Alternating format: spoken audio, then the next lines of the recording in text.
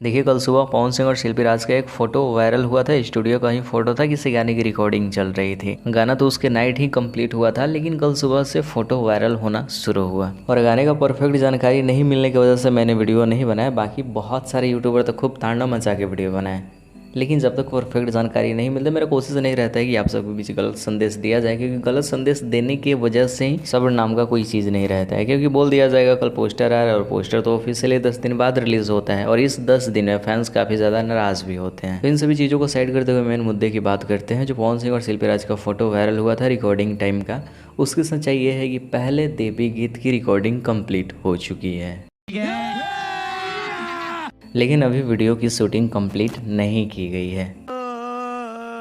लेकिन अभी तो दशहरा का बहुत टाइम है, बाकी सभी सिंगर्स का गाना रिलीज़ हो जाएगा, उसके बाद ही पवन सिंह का गाना आएगा।